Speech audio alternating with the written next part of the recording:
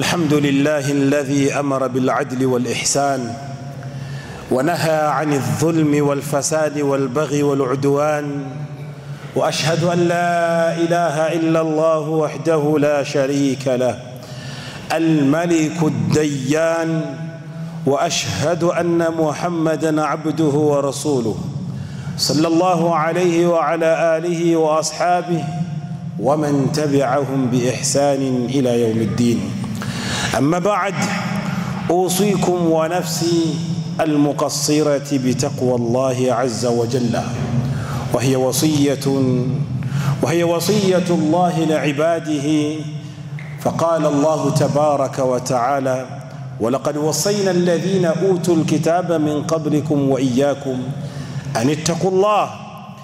أيها العباد، إن مما يجب أن نوقن به أن ما يصيب المؤمن من محن وابتلاءات في الدنيا إنما هو بقضاء الله وقدره وحكمة منه عز وجل، لا يعجزه شيء في الأرض ولا في السماء. قال الله تبارك وتعالى: ما أصاب من مصيبة في الأرض ولا في أنفسكم إلا في كتاب من قبل أن نبرأها إن ذلك على الله يسيرا. وقال الله تبارك وتعالى: ولنبلونكم بشيء من الخوف والجوع ونقص من الأموال والأنفس والثمرات وبشر الصابرين. وقد مر النبي صلى الله عليه وسلم بأعظم الابتلاءات وهو خير الخلق، فكان يبتلى في نفسه وأهله وأصحابه، ومع ذلك كان يقول صلى الله عليه وسلم: عجبا لأمر مؤمن إن أمره كله خير وليس ذلك لأحد إلا للمؤمن، إن أصابه سراء شكر فكان خيرا له، وإن أصابه ضراء صبر فكان خيرا له.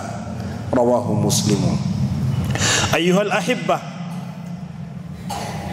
وجه الله تبارك وتعالى بعدكم حميدي الله تبارك وتعالى، kwa kuwa yeye ndiye anayestahili kuhimidiwa kwa yote ambayo kwamba yanautukumba katika yaliyokuwa mazuri, na yeye ndiye anayetakiwa kuelekezewa ibada ya subra kwa chochote ambacho kwamba tunakiona kwetu sie ni shari. Hatuna budi illa kwenye hali zote kumshukuru Allahu tabaraka wa taala, kisha kumtakia sala na salamu Mtume Muhammad sallallahu alayhi wasallama, ambaye ametuacha katika hoja ambazo kwamba ziko wazi.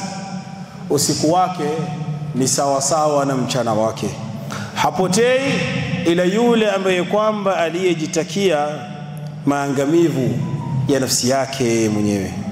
Ndugu zangu ni Waislamu, naihusia nafsi yangu ambayo ndio nafsi dhaifu zaidi, kisha nafsi ambazo kwamba zinazonisikiza katika jambo la kumcha Allahu tabaraka wa taala.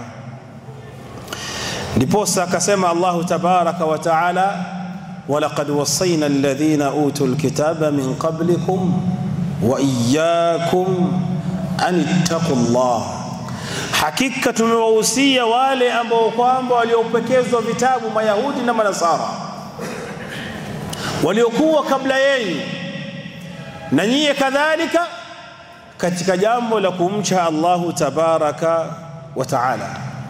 Ndugu zangu Waislamu, inna mimma yujibu an nuqina bihi anna ma yusibu almu'min min mihanin wa ibtila'atin fi dunyahu innama huwa biqada'i Allahi wa qadarihi.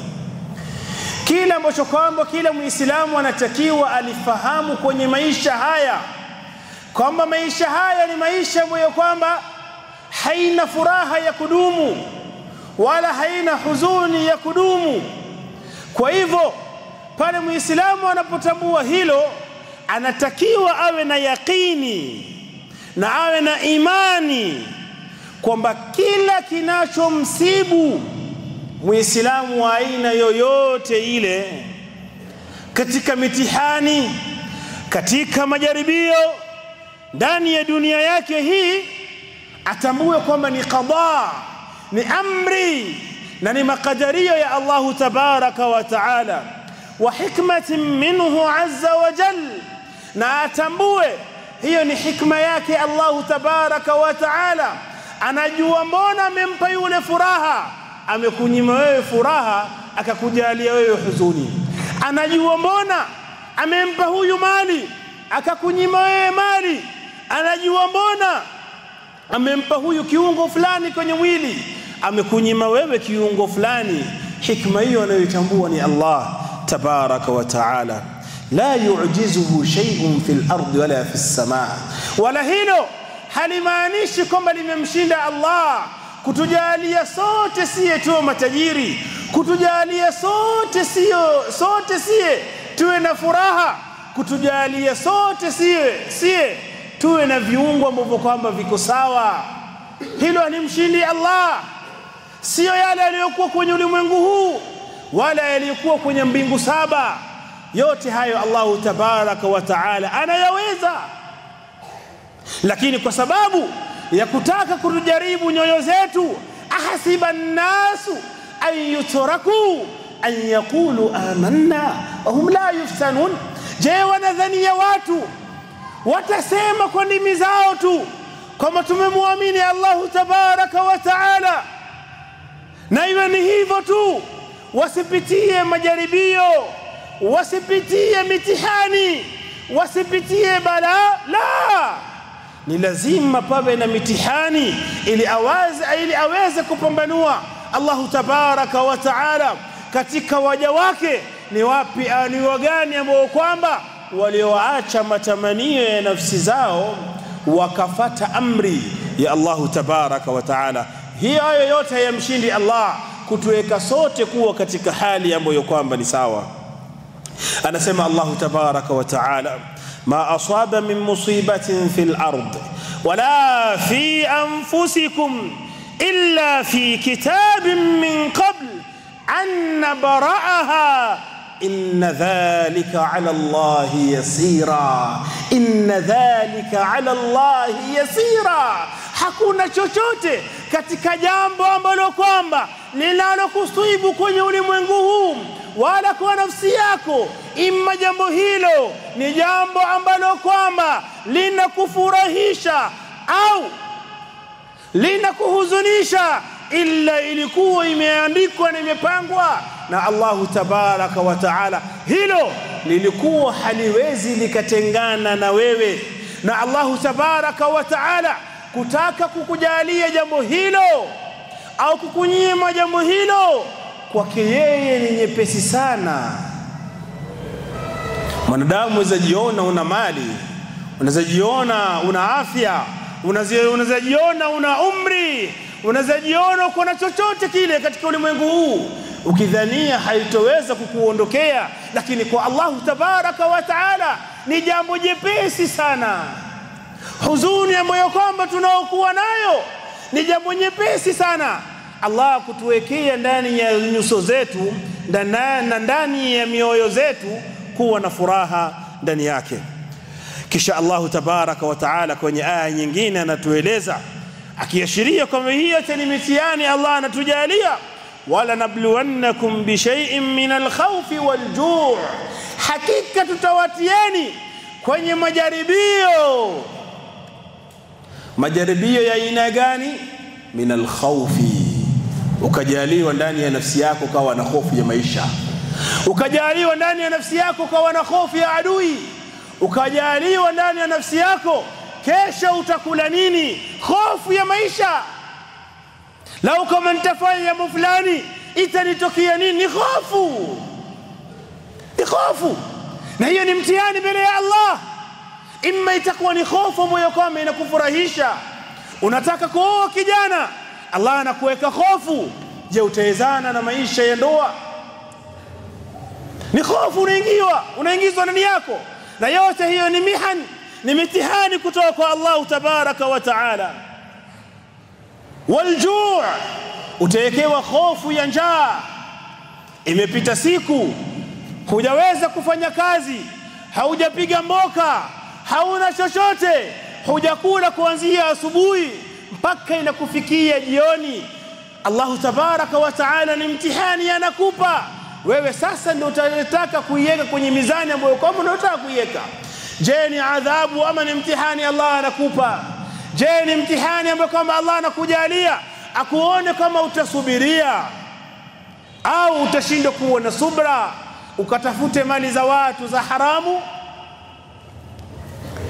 Wa naqsun min al-amwali wal anfus, kadhalika miongoni mwa mitihani anazozitaja Allah, umejaliwa leo wewe ni tajiri, kesho unaamka kuna watu tayari washaramba akaunti zako zote, mali yako yote imeondoka, hauna chochote, unaanza tena maisha.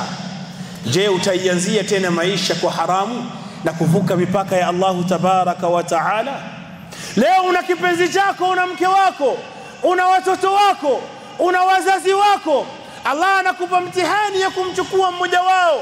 Je, utaanza kumkufuru Allah, uanze kumkosea Allah?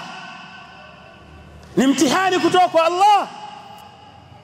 Wathamarat, wewe ni mkulima, umelima shamba lako, inakaribia muda wa kutoa mazao, mara inatokelea kitu inaharibu mazao yako yote. Hali ya anga inapita na mazao yako yote, mvua inakuja inasamba, kile chote ambacho kwamba ulichokilimia chote vinaondoka. Lakini Allahu tabaraka wa taala namalizia akisema, wape bishara wale ambao kwamba wanaosubiria katika mitihani kama hizi. Waqad marra an-nabiy sallallahu alayhi wasallam bi'a'dham al-ibtila'at. Allahu tabaraka wa taala kutaka kulifanya hili liwe wepesi kwetu siye kufahamu kwamba maisha haya hakuna ambaye kwamba atakayeishi maisha ya furaha kwenye ulimwengu huu mpaka kuondoka kwake, wala hakuna atakayeishi kwenye ulimwengu huu maisha ya huzuni mpaka kuondoka kwake. Mtume Muhammad sallallahu alayhi wasallam, ambaye mbingu saba zote zilikuwa ziko wazi, akiinua mkono Mtume Muhammad sallallahu alayhi wasallam, Jibril anamshukia, anachukua mahitaji yake, anampelekea Allahu tabaraka wa taala. Walakin ma'a dhalika, marra alipitia Mtume Muhammad sallallahu alayhi wasallam bi'a'dham al-ibtila'at, mitihani zilizokuwa nzito. Alipitia misukosuko Mtume Muhammad sallallahu alayhi wasallam, alipitia misukosuko, anaenda kuwaelezea watu kuhusiana na kutoabudu miungu yao na kufata au kumfata Allahu tabaraka wa taala na kuelekeza amali zao kwa Allahu tabaraka wa taala. Walakin ma'a dhalika ibtuliya an-nabiy sallallahu alayhi wasallam, alipata mtihani kupitia hilo, akawa anatukanwa, akawa anaharibiwa nia yake, akawa anaambizwa maneno mazito. Mtume yupi ambaye anazaa watoto wakifa? Mtume aina gani huyo? Mental torture alipitia Mtume Muhammad sallallahu alayhi wasallam. Sanctions alipitia Mtume Muhammad sallallahu alayhi wasallam, kutaka kuuawa, muhawalatu qatl an-nabi, walijaribu kumuua Mtume Muhammad sallallahu alayhi wasallam, walijaribu kumnyang'anya marafiki wake wote Mtume Muhammad sallallahu alayhi wasallam, walimfanya Mtume Muhammad sallallahu alayhi wasallam kuiyama mji wake wa Makka, kwenda kutafuta sehemu nyingine ya hifadhi Madina. Mtume Muhammad sallallahu alayhi wasallam, pamoja na kwamba mbingu saba zilikuwa ziko wazi kwake yeye Mtume Muhammad sallallahu alayhi wasallam, wa huwa khairul khalqi, na yeye ni kiumbe bora kwenye ulimwengu huu. Fakana yubtala fi nafsihi wa ahlihi wa ashabihi, alikuwa akipitia mitihani kwa nafsi yake mwenyewe alayhi salatu wasalam, kwa watu wake. Amempoteza mamake akiwa ni umri mdogo, amempoteza babake akiwa hajazaliwa, wazazi wake wamefariki, hali ya kuwa hajawafikishia da'wa. Alipata mitihani kwa watu wake Mtume Muhammad, alipata mitihani kwa marafiki zake Mtume Muhammad, walakin ma'a dhalika kana yaqulu an-nabiy sallallahu alayhi wasallam ajaban li amri mu'min. Pamoja na hayo alikuwa na nguvu Mtume Muhammad sallallahu alayhi wasallam ya kusema maneno haya ambayo ni maneno mimi na wewe tunapokuwa kwenye matatizo inatakiwa mimi na wewe tuyakumbuke maneno haya ya Mtume Muhammad sallallahu alayhi wasallam. Ajaban li amri mu'min, anasema Mtume Muhammad sallallahu alayhi wasallam, nimestaajabika na maisha ya mu'min, anavyoishi mu'min. Ajaban li amri mu'min inna amrahu kulluhu khair, nimestaajabika na maisha anayoishi huyu mu'min, hakika maisha yake yote ni khairi. وليس ذلك لأحد إلا للمؤمن. na fikra hiyo haiwezi kumpata yoyote ila yule ambaye kwamba ni muamini Allah tabaraka wa taala, haki ya kumwamini. in asabatuhu sarra shakara fakana khairan la, lau kama mu'min itampata maisha ya furaha, maisha itakomfanya awe na tabasamu, shakara fakana khairan la, anamshukuru Allah tabaraka wa taala kwa kujikaribisha kwa Allah tabaraka wa taala kupitia ibada, na hilo likawa ni khairi kwake kwa sababu amefanya ibada ya kumshukuru Allah tabaraka wa taala. wa in asabatuhu dharra, na lau kama mu'min itampata maisha ambayo kwamba itamfanya awe na huzuni, maisha atakayohisi kwamba amedhurika mahali, sabara fakana khairan la, mu'min wa aina hii anasubiria, anajua hii ni mtihani kutoka kwa Allah, ni ima mtihani hiyo aifaulu ama ianguke. Ataifaulu kwa kufanya subra ama ataanguka kwa kumkufuru Allah tabaraka wa taala. Hano maisha ya mu'min. Ajaban li amri mu'min, maisha ya mu'min yanastaajabisha hali ya juu zaidi. Hadithi hii ameipokea Imam Muslim. Ayuha alahibba,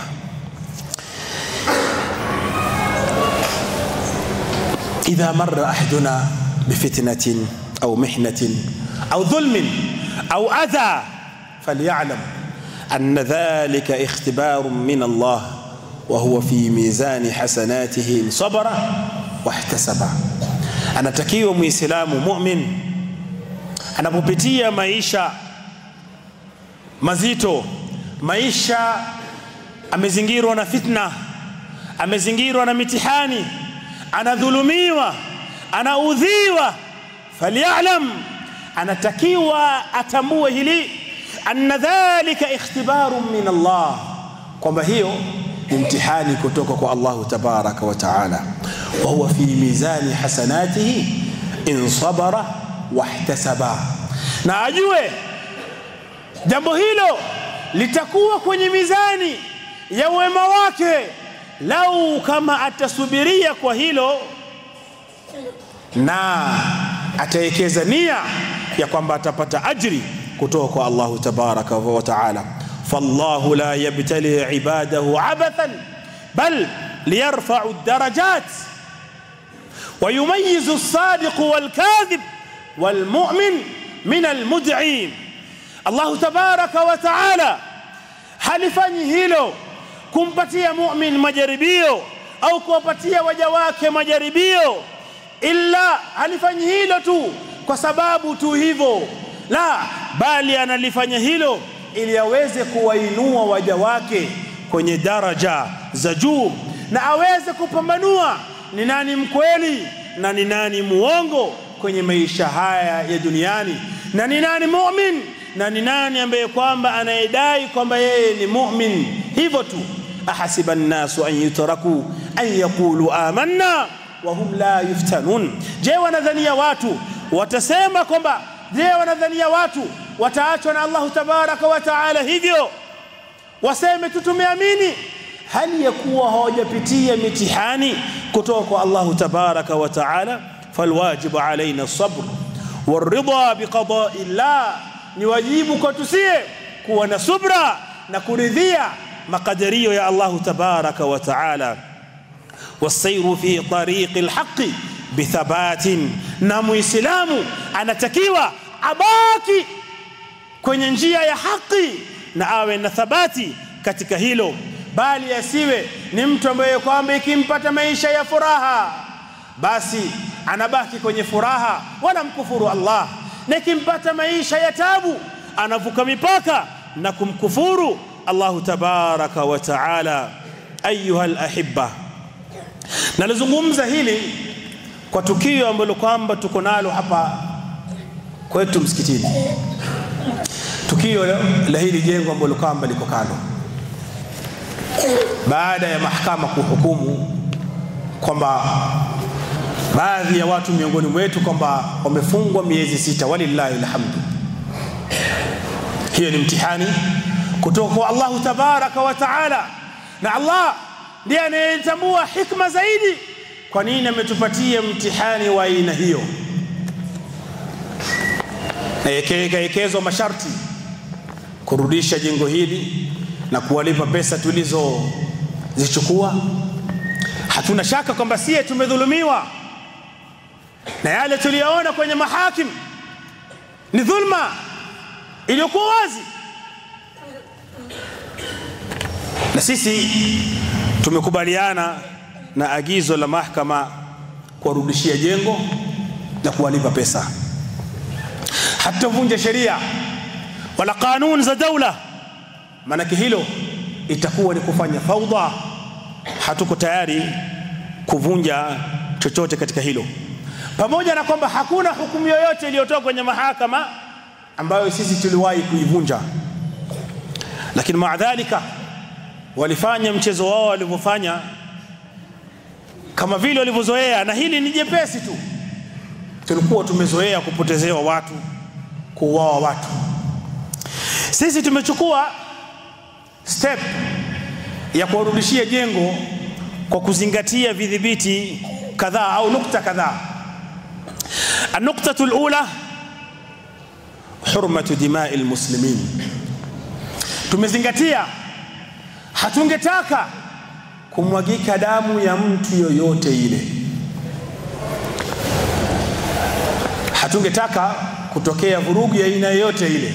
Wa nahnu na'lam, na sisi tunajua kwamba ashabuna wa ahluna,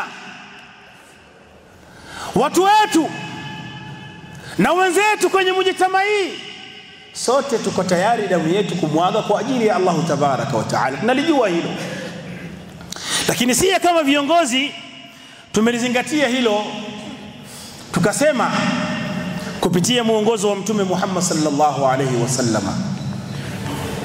Alipotaja Mtume Muhammad sallallahu alayhi wasallam katika hadithi anaipokea Ibn Majah na amesahihisha Imam al-Albani rahimahullahu ta'ala, hadamul Kaaba hajaran ahwanu 'inda Allah min safki dam imri al-muslim. Mtume Muhammad sallallahu alayhi wasallama anatueleza akitoa mfano kwa jumba ambalo kwamba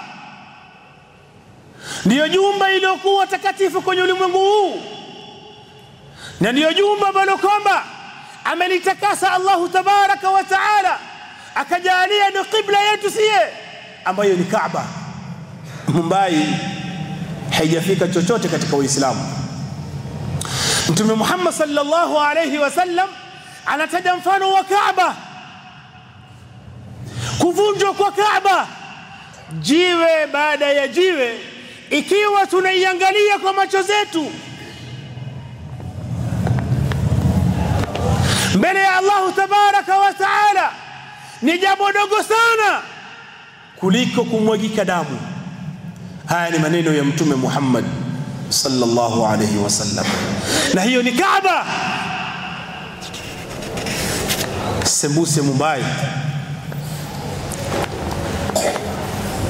iwe ni sababu ya damu ya kijana, ya mzee, ya mama kumwagika? La, hasha wakali. Mtume Muhammad sallallahu alayhi wasallam, huo ndio ulikuwa mwongozo wake, na hiyo ndio nukta ambayo kwamba tumesimamia nayo. Na Allah tabaraka wa taala ndani ya Qur'an anatueleza, man qatala nafsan bighairi nafsin au fasadin fil ard fakaannama qatala an-nasa jami'a, yote ambaye kwamba atakayemwaga damu na akaua nafsi au akafanya fasadi katika ardhi ni kana kwamba amewaua watu wote kwa ukamilifu. Ndugu zangu Waislamu, hao wenzetu hawajui sheria ni nini, pamoja na kwamba sote tunashirikiana kwenye imani moja. Hawajali damu ya Muislamu kumwaika, lakini sisi tunajali damu zetu, na tunajua hilo ni jambo jepesi sana kwetu lau kama watakuja na sisi kuwazuia, lakini tusiwape waja sababu. Walakin maa dhalika nuktatu thania ambalo kwamba ningependa kila Muislamu alitambue, la nasqutu wala natruku haqqana yadhi'. Hilo halimaanishi kwamba sisi tutanyamazia tu hivyo na tabaki kuwa wanyonge, la, bal sanuwasilu bilmutalabati haqqina au haqqana, bali tutaendelea sisi kupigania ili kuipata haki yetu sisi.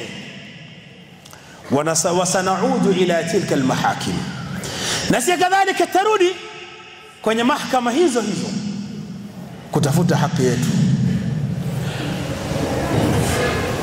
La nasqutu,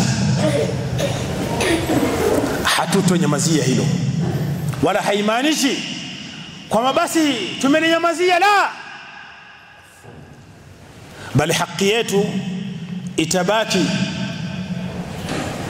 kuwa ni haki yetu. Manake jambo la kufuatilia haki na kuwa na uadilifu ni amri kutoka kwa Allah tabaraka wa taala. Inna Allah ya'muru bil adli wal ihsan, Allah anaamrisha kwamba sisi tuwe wenye kutekeleza haki, na haki taitekeleza biidhnillah, na tutafanya wema biidhnillah, wala hatuingiwa na huzuni biidhnillah, wala hatakufa nguvu biidhnillah. Allah tabaraka wa taala hawezi akatupotezea, walakin maa dhalika yanbaghi lana an nahfadha qawanin ad-dawla hatta la nufawidhu umurana. Hatuna budi ila kuhifadhi qawanin zilizowekwa na daula ili kuepukana na kuingia fawda na kuingia taharuki. Wa antum ta'lamuna anna nahnu na'ish fi almujtama'in wa fi hayyin wa fi mantiqatin tijariyah yataashu fiha an-nas min at-tijara.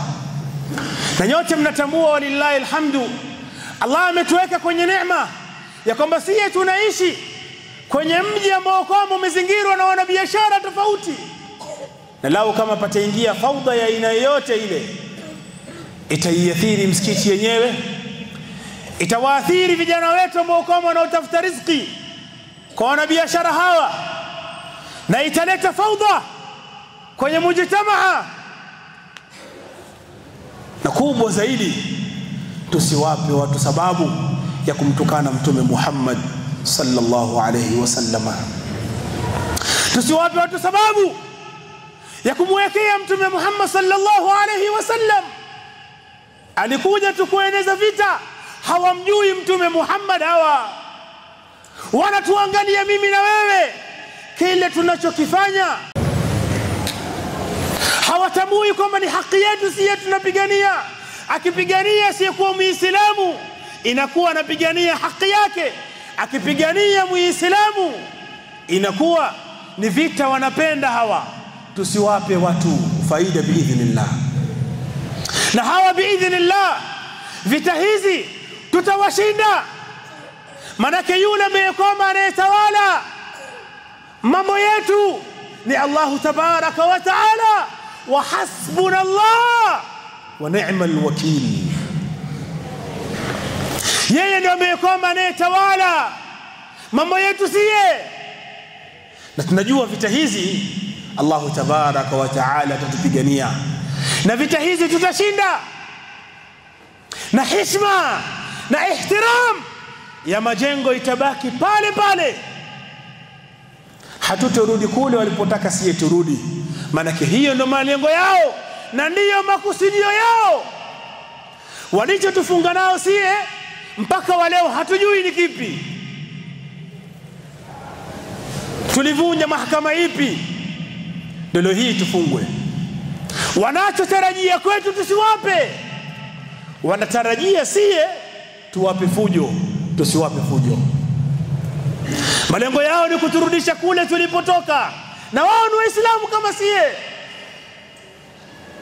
Nu'minu bi rabbin wahidin wa nattabi'u nabiyyan.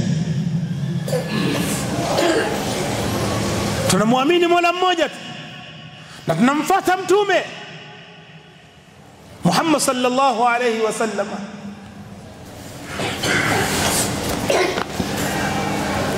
Lakini mtihani Allah aliowapa ni mali, mtihani aliotunyima Allah ni mali. Yafaluna ma yashauna biamwalihim, wanafanya chochote wanachotaka kupitia mali zao. Hata masala ya ugaidi, narudia tena, majengo tulikuwa hatuna fikra za kigaidi mpaka walipofika wao majengo hii, ndio tulianza kuingiwa na mafikra za kiugaidi. Tusiwape sababu tena.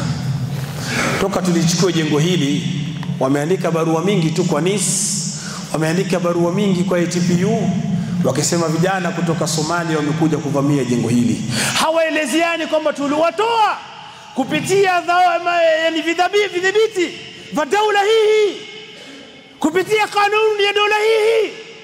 Lakini wao wameamua kutudhulumu, na jamii yao imeamua kulinyamazia jambo hili kwa dhulma.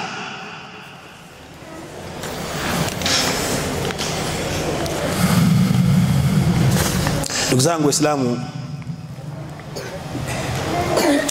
na inasihi nafsi yangu na nafsi ya kila mmoja, tusiwape hawa watu sababu. Hata ukamuona nani ameshikwa, nani ameokotwa, haya ni mambo ya kawaida. Fa Nabiiullah Yusuf aliyekuwa jela, si jambo la aibu hilo, ni jambo la kawaida, ni jambo la kawaida. Na alitoka jela akiwa na izza na akiwa ni mtu tofauti. Kano na vile walivyomtakia shari, walipata mambo ni tofauti kwa Yusuf alayhi salam. Juzi tulikuwa tunaambizana, tunasema pengine kile kinachotufanya si kutuingia jela ni kunyoa ndevu. Maana kikiwa umefungwa pengine unaweza unyoe ndevu hilo tu. Lakini masala ya kuzuiliwa mahali, la, kula hauishi na wanyama, unaishi na wanadamu. Dawa unaitoa hapa, utaitolea huko ndani. Wala usiwe na hofu. Na nawaambia wenzangu wote wale ambao wameshtakiwa, msiwe na hofu. Haya ni mambo ya kawaida. Kama muumini ni lazima uyapitie haya, wala isiwe ni sababu ya kupatikana faudha kwenye mujtamaa. Tusiathiri wanabiashara wanaofanya, wafanye kazi zao kwa amani. Tusiwaeke watu tension. Kama mande kazi zifungule, mande na kazi ziendelee, na watu wafanye kazi biidhnillah, na Allah jalla baraka kwenye kazi zao. Maisha lazima yaendelee, maisha lazima isonge. wala hatarudi nyuma, hatarudi nyuma. Msimamo wetu ni ule tu, baada hii ni haki yetu. Lakini tusikubali watu watuondoleshe ihtirami yetu tuliokuwa nayo, wapate sababu. Tusiwafanye wengine wakachukia Uislamu kwa sababu ya matendo yetu, la, bali sie ndio tuwe wa kwanza kuashiria watu kwamba hii ni dini ya amani na dini inapenda utulivu. Walakin maa dhalika tunamrudia Allah tabaraka wa taala. Yeye ndio hakim, yeye ndio malik, yeye ndio muweza, anayaweza yote haya. Hizi nyoyo ziko baina asabi ar-Rahman, ziko baina ya vidole vya Allah, yuqallibuha kaifa yasha. Huenda ndugu zetu hawa wakawa wameghafilika, Allah akarudisha nyoyo zao pale inapostahili kurudishwa. Ndugu zangu Waislamu, damu ya mu'min ni muhimu sana kuhifadhiwa. Tunajua damu zao hazitomwagwa, damu zetu zitakazomwagwa, lakini tuzihifadhi pia biidhnillah, tuzihifadhi biidhnillah. Na wepesi utakuja, na majengo haitarudi kule ilipotoka, bali majengo itasonga mbele biidhnillah. Tunajua malengo yao ni yapi, tunajua malengo yao ni yapi. Na Mtume Muhammad sallallahu alayhi wasallam alikuwa kwenye baadhi ya wakafat aliyekezwa Mtume Muhammad sallallahu alayhi wasallam, ilikuwa ni muda wa mtihani kwake, lakini alizifanya kwenye masala ya umma, pamoja na kwamba kwenye nyoyo za waumini ilikuwa ni dhulma. Sisi hatuandikiani na wao mkataba wowote. Hawa tumewapatia jengo hivyo, wakitaka kulipa walipe, wasipotaka kulipa wasipotaka kulipa wabaki nayo. Hatuandikiani na wao mkataba wowote ule, hakuna agreement yoyote tutakayosainiana na wao. Manake tumewarudishia jengo kama vile mahakama ilivyosema, wende kawa ni sababu ya wenzetu kutofungwa. Lakini jengo hilo hawatoketi kwa muda, tutawatoa tena kupitia njia hizo za kanuni. Na hilo jambo mbele ya Allah linawezekana. Malengo yao ilikuwa tuanze kusainiana, lakini hatusainiana na wao chochote.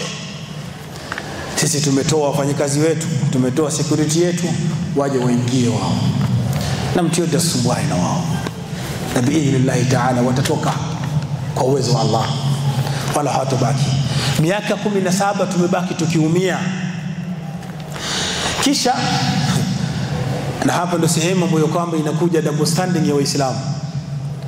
Tunabaki tukisema ndugu zetu wanadhulumika Gaza, wananyang'anywa ardhi, wanafanywa kadha, hali ya kuwa sisi baina yetu hapa tunadhulumiana, tunafanyiana khiana na umma inashuhudia. Kisha tunaanza kusema kwa nini Saudia isaidie Gaza? Wewe ulikuwa hapa unaona ndugu yako Muislamu anadhulumika na huwezi ukalizungumza hilo. Ama kwa kuwa Gaza ni mbali, hii ni karibu, natakiwa utapambane moja kwa moja. Wallahu almusta'an. Aqulu ma qad sami'tum wa astaghfirullah li wa lakum fastaghfiruhu.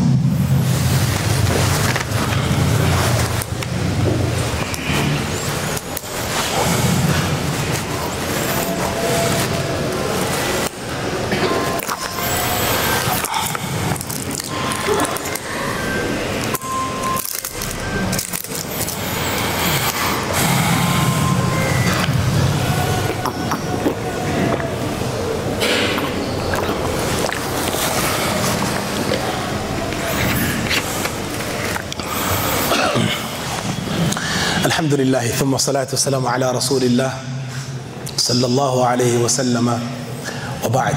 عباد الله، إن الله أمركم بأمر بدأ به نفسه وثن به ملائكته وثلث به عباده المؤمنين، فقال الله تبارك وتعالى: إن الله وملائكته يصلون على النبي يا أيها الذين آمنوا صلوا عليه وسلموا تسليما. اللهم صل على محمد وعلى آل محمد كما صليت على إبراهيم وعلى آل إبراهيم في العالمين إنك حميد مجيد، وبارك على محمد وعلى آل محمد كما باركت على إبراهيم وعلى آل إبراهيم في العالمين إنك حميد مجيد. اللهم أرنا الحق حقا وارزقنا اتباعه، وأرنا الباطل باطلا وارزقنا اجتنابه. اللهم إنا نسألك حفظك يا رب العالمين. اللهم ارحمنا برحمتك يا رب العالمين. اللهم انصر إخواننا المستضعفين في كل مكان. اللهم انصر إخواننا المستضعفين في كل مكان. اللهم انصرهم من أعدائنا وأعدائك وأعدائهم يا رب العالمين. اللهم انصر إخواننا من أعداء الإسلام يا رب العالمين. اللهم انصرهم نصرا عزيزا يا رب العالمين. اللهم انصر إخواننا في غزة، وانصر إخواننا في فلسطين. اللهم عليك باليهود فإنهم لا يعجزونك يا رب العالمين. اللهم عليك بهم. اللهم من أراد بنا وأراد بالإسلام شرا فاشغله بما ينفعه في الدنيا لآخرته يا رب العالمين. ربنا آتنا في الدنيا حسنة وفي الآخرة حسنة وقنا عذاب النار. اللهم إنا نسألك خير ما في هذا اليوم وخير ما بعدها، ونعوذ بك من شر ما في هذا اليوم وشر ما بعده.